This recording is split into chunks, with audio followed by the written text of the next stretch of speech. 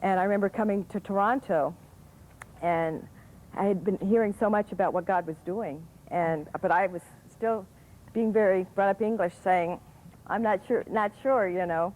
And I know a lot of people say that even, you know, with our ministry, is this really God? So you're not sure of this whole thing. Well, I wasn't quite sure. Now, see, this is very interesting, folks. This is really interesting because we are catching something from Benny and Suzanne.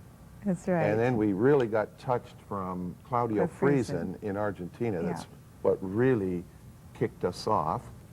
So just to quickly give you the background, what happened to us in '92 in your meeting in Toronto was we took our mornings and said, God, we're just going to seek you for you. And we just fell in love with Jesus all over again. Just for us. Then we went to Argentina, and Claudio prayed for us, and Carol really got blasted this time, and Claudio Freidzon really caught much of his anointing in a Benny Hinn crusade as well. So there's just a lot of tie-in here. And we came home. Now, Benny and Suzanne are hearing about what's going on in Toronto, and they know us, but they're going, well, I don't know if they've gone a little strange here.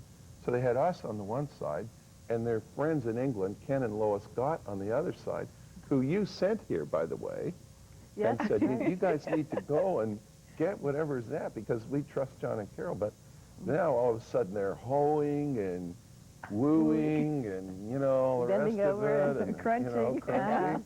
And you're like, I don't know. So you had a hunger in your heart. Had a hunger in my heart, but so often, you know, we learn again to become mechanical, and we just say, okay, Lord, I'll get my foot in, but that's it. I'm, you know, no more. And we learn how to just stop the, you know, the things of the Spirit. And I had said, maybe I'll get my toe in, and you know, but I still keep my English dignity. You know, I remember the first time years ago, I went to one meeting, and I didn't dance, and everybody was dancing, and I said, you know, I'm very Pentecostal, I'm very English, I'm very reserved. That is not for me. And the Lord very clearly said to me, after 2 days of being in a conference back in the 80s, he said, you can stay on the level you're at, or you can move up to higher levels than me. Wow.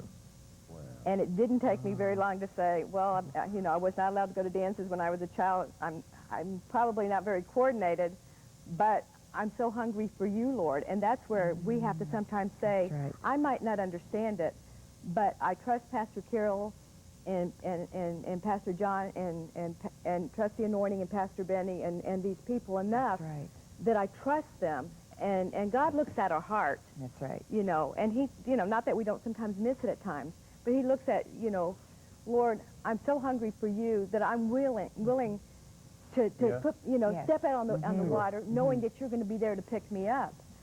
And of course, when I came, you know, I heard people hoeing and people were bending over, and I wasn't used to that. And I still said, you know, okay, I'm dancing, but you know, that's about the extent of it.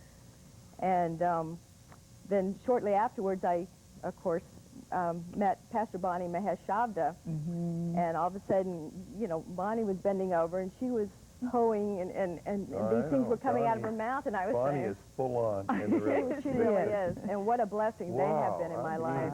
Such a blessing. But then, you know, shortly later, the Lord had me come to England, and I was back around Pastor Ken and Lois Scott, and I really know Lois really well, and then I'm seeing the manifestations and things happening with her in the Spirit of God.